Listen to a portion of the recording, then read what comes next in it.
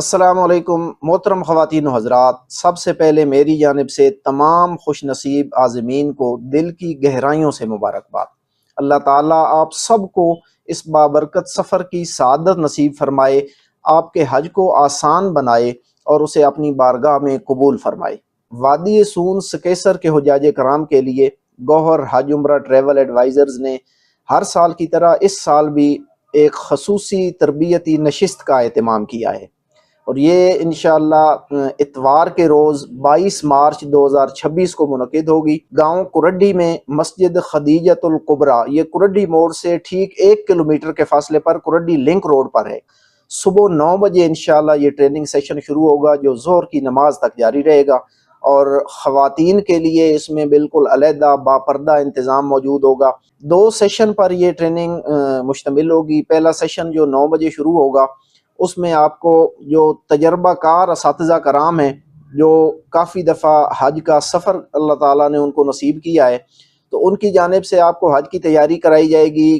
وزارت کے ساتھ آپ نے کانٹیکٹ کیسے کرنا ہے، حاجی کیمپ میں آپ نے کیسے جانا ہے، سامان کون سا لے کے جانا ہے، پھر مکہ شریف اور مدینہ شریف میں رہائشیں کس طرح ہوں گی، وہاں سے آپ کا آنا جانا کیسا ہوگا، لفٹ کا استعمال کیسے کرتے ہیں، جو مکہ شریف سے مدینہ شریف کا سفر ہے اس کے بارے میں بتایا جائے گا۔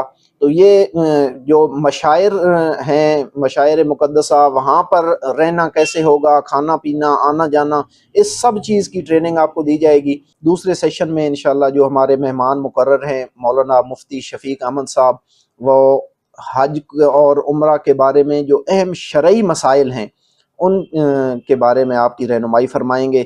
حج کا مکمل طریقہ، عمرہ کا مکمل طریقہ تفصیل کے ساتھ بیان ہوگا۔ مدینہ منورہ میں روضہ رسول صلی اللہ علیہ وسلم پر حاضری کا باادب طریقہ سکھایا جائے گا، اور اس سب کے بعد انشاءاللہ آخر میں سوال و جواب کا سیشن بھی ہوگا۔ آپ کے ہر طرح کے سوالوں کے جواب بھی انشاءاللہ مفتی صاحب دیں گے۔ خواتین کے لیے آخر میں ایک چھوٹی سی علیحدہ نشست ہوگی، جہاں پر خاتون معلمہ جو ہیں وہ ان کی رہنمائی فرمائیں گی، ان کے جو شرعی مسائل ہوتے ہیں خواتین کے متعلق ان کے بارے میں ان کو ضروری آگاہی دیں گے، اور انشاءاللہ آخر میں نماز ظہر پر یہ نشست اختتام پذیر ہوگی۔ میں وادی سون سکیسر کے تمام عازمین حج اور جو لوگ مستقبل میں عمرہ کا یا حج کا ارادہ رکھتے ہیں ان سے درخواست گزار ہوں کہ اس سیشن میں وہ ضرور شرکت کریں۔ انشاءاللہ اس سیشن میں شرکت کے بعد آپ کا حج یا عمرے کا جو سفر ہے اس میں انشاءاللہ بہت آسانیاں ہوں گی۔ والسلام۔